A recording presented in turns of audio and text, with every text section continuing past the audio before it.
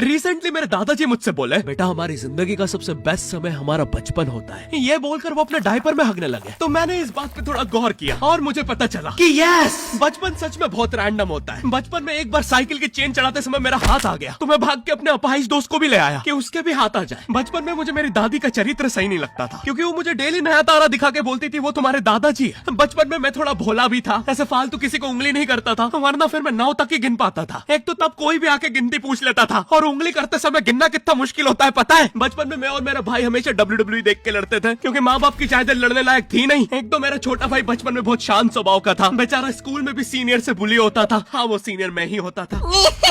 एक बार मुझसे बोलता, भैया डॉक्टर बनना मेरा सपना है। तो मैंने उसे नीट की बुक्स ला दी, तो अब वो उसका पूरा सपना बन गया। अब वो डॉक्टर गेम में भी बीमारी बनता है, और बवासीर पीछे होती है। चिंटू बुक्स नहीं पढ़ रहा है तू? एक बार बेचारा बिस्तर पे गिर के रोने लग गया, तो सब बोलने लग गए कुछ नहीं हुआ, चींटी मर गई, चींटी मर गई। मैं यहाँ सोच रहा हूँ फिर अभी तक हम चींटियों वाले बिस्तर पे क्यों सो रहे थे? हाँ, घर में सबकी पीठ पे ददोड़े हो रखे हैं। हाँ, ये नहीं गिरता तो हमें तो पता ही नहीं चलता बिस्तर पे चींटियां हैं। हम तो सोए जा रहे हैं चींटियों वाले बिस्तर पे। और स्कूल में जब भी ये छोटे भाई पैंट में हक देते हैं, तो बड़े भाई को क्यों बुलाया जाता है? पता है कितनी घनघोर बेइज्जती होती है पूरी क्लास के सामने, और बुलाते भी इतने सस्पेंस है, वो देख के बड़े भाई का हगना निकल जाता है। ऐसे 2 छोटे बच्चे स्लो मोशन में भाग के आ रहे हैं। हाँ, वो उनकी नॉर्मल स्पीड है।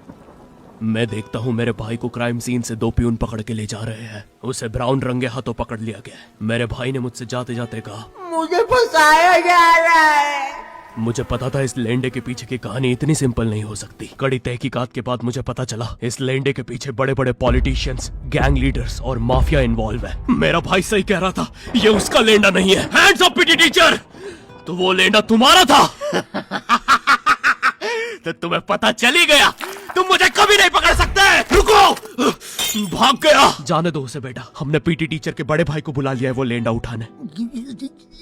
लेंडा आपकी नजदीकी सिनेमा घरों में पड़ा होगा तो देख के पैर रखना। ये चैनल पे जितने भी अजीब और गरीब चीजें तुम देखते हो, ये मैं और मेरे भाई की लाइफ में हमेशा होती रहती है, और इसलिए हमने ये चैनल नॉट योर टाइप बनाया था। मेरे भाई ने कहा तू बोल और मैं एनिमेशन करता हूँ, और लो बन गया नॉट योर टाइप। आपके अरे अभी भी लेंडा लगा हुआ है। बचपन में बोले जाता था कि तुम जितने दांत तकिए के नीचे रखोगे तुम्हें उतने ही रुपये मिलेंगे। तो मैंने दादी की 32 रख दी, तो मुझे 32 रुपए मिले। वो 32 7,000 की थी। जो पिटा हूं ना मैं घर पे, साली स्कैमर दांतों वाली परी, चांदी का दांत ले जाके 1 रुपया देती है। दांतों से याद है, बचपन में सब सूखा बॉर्नविटा खाते हैं क्योंकि दांत दूध के होते हैं। ठीक है, ये वाला जोक हटा दूंगा। बचपन में मुझे चुड़ैलों से बहुत डर लगता था। एक बार मुझे चुड़ैल के पैर के निशान दिखे तो मैं उल्टा भागा, पर फिर मैं चुड़ैल के ही घर में आ गया। हाँ, मैं पट्टी में भूल गया था उसके पैर उल्टे होते हैं, तो फिर मैंने सोचा इसका पीछे से सर फोड़ देता हूँ। सर फोड़ने गया तो वो उसका मुंह निकला। फिर से भूल गया कि साली चुड़ैलों के बाल भी मुंह पे होते हैं। आदमी को पता चले तो चले कैसे। जब मैं छोटा था नींद में बिस्तर भी बहुत गीला करता था। मेरी मम्मी हमेशा गुस्सा करती थी कि सोने से पहले सुसु किया कर। अब उन्हें कैसे बताऊं, फिर गीले बिस्तर में मुझे नींद नहीं आती। बचपन में मुझे गुस्सा भी बहुत आता था, तो मेरी मम्मी ने मुझे एक रेड स्टोन की अंगूठी पहना दी, और सरप्राइजिंगली उससे मेरा गुस्सा इतनी जल्दी उतरने लग गया, क्योंकि अब मैं जब अंगूठी पहन के लोगों को पीटता था तो गुस्सा इतनी जल्दी शांत होता था। वैसे ये अंगूठी मुझे एक बाबा जी के आश्रम से मिली थी। जब मैं वो आश्रम में गया था, वहाँ एक बहुत ही हॉट सी बंदी मुझे देख के बार बार स्माइल करे जा रही थी, तो मैंने भी मौके पे चौका मारा और जल्दी से अपना नंबर पेपर पे लिख के उसकी तरफ फेंक दिया। वो बंदी ने भी बड़े प्यार से मेरा नंबर उठाया और खा लिया। अरे भाई, उसको भूत लगे, वो तब से सबको स्माइल दे रही है। हम भी सुबह से नंबर फेंक रहे हैं, अभी तक 2 किलो पेपर खा गई है। हाँ, अब तुम्हें भी ऐसे रैंडम भूतों या स्ट्रेंजर्स पास नंबर ना फेंकना पड़े प्यार के लिए, इसलिए आओ हैपन पे चले। यहाँ तुम्हें मिलते हैं तुम्हारे कॉमन इंटरेस्ट के लोग। मुझे बॉर्नविटा बहुत पसंद है। मुझे भी रोहित। आओ मन बुद्धि हैंडशेक करते हैं। हैपन पे मिलती है आपको उन लोगों की प्रोफाइल्स जिनके साथ आप पाथ क्रॉस करते हैं। यहाँ तुम अपने एरिया के लोगों की प्रोफाइल्स भी देख सकते हो। यही नहीं, जो लोग तुम्हारे फेवरेट स्पॉट पे जा चुके हैं, यहाँ तुम्हें उनकी प्रोफाइल्स भी मिलती है। तो अभी जाकर अपना नेक्स्ट क्रश स्पॉट करो अपने ही मन पसंदीदा स्पॉट पे। तो अभी जाकर डाउनलोड करो, लिंक डिस्क्रिप्शन में। Thank you happen. बचपन में मेरी मम्मी हमेशा बोलती रहती थी कि बाहर जाके खेलो। अब बाहर मेरे मोहल्ले के बच्चे भाई वो ऐसे अजीब अजीब से गेम्स खेलते थे। कहीं ड्रैगन फ्लाई में रस्सी बांध के उसको पेट बना लिया है, कहीं नंगे भाग रहे टायर के पीछे लकड़ी मारते मारते। मेरी मम्मी को उन पे दया आ रही है कि बेचारे गरीब बच्चे किसी भी चीज से खेल लेते हैं, फिर हमारी कार पलट जाती है। हाँ, वो टायर हमारी कार का था। और मुझे एक बात बताओ, चक्के से खेलने पे वो गरीब कैसे कंसिडर हो रहे हैं? क्या पता उनने कार खरीद के चक्का निकाला हो, क्या पता लैम्बोर्गिनी के चक्के से खेल रहे हो। नहीं, तुम्हें कैसे पता चल रहा है वो गरीब है या अमीर? और एक चक्के से इतनी सारी एक्टिविटी करेंगे ये लोग। कभी चक्के में रस्सी बांध के झूला बना दिया, कभी झूले से फिका के खुद को लूला बना दिया, कभी लूले पे झूला बांधकर हुला हू बना दिया। ये इतने हरामी बच्चे थे, इनके साथ कोई भी घर नहीं खेलता था, क्योंकि घर ये जुए में लगा के हार जाते हैं। ये वो बच्चे जिन्हें तुम रिमोट कंट्रोल कार भी दोगे तो उसकी मोटर निकाल के पंखा बनाएंगे। एक बार इन्होंने रिमोट कंट्रोल रिमोट बनाया था। तुम अगर इस रिमोट पे बटन दबाओगे तो इस रिमोट पे बटन दबेगी, बस ये लोग मकर संक्रांति के दिन पतंग भी लूटते थे दुकानों से। पतंग से याद है मैं बचपन में अपने दोस्त जनक के साथ बहुत पतंग उड़ाता था। जनक गुजराती था और गुजराती लोग तो बहुत बड़े पतंगबाज होते हैं। वो लोग गला काटने के बाद भी काय पोचे चिल्लाते हैं। जनक मेरे घर पे इतना बड़ा गिर्रा लेके आता था पतंग उड़ाने। उसमें पता नहीं कितने 1000 किलोमीटर का मांझा लपटा होता था। हम दोनों का सपना था उस गिर्रे की पूरी ढील देना। एक बार तो गिर्रा खाली होने ही वाला था पर वो पतंगार तो घूम के हमारे पीछे से आ गई। हमने हमारी ही पतंग काट दी। तो इस बार हमने सोचा पतंग पूरी परपेंडिकुलर उड़ाएंगे, स्ट्रेट। हमने 2 घंटे ढील दी। वो मांझे में वेव सिग्नल आने लग गए प्राचीन भाषा में। हमें लगा हमने एलियंस ढूंढ लिया बट फिर धीरे से वो सिग्नल क्लियर हुआ। हमें पता चला हमने कोई नासा का 100 मिलियन का टेलीस्कोप काट दिया। पतंग नीचे ले, टेलीस्कोप काट दिया।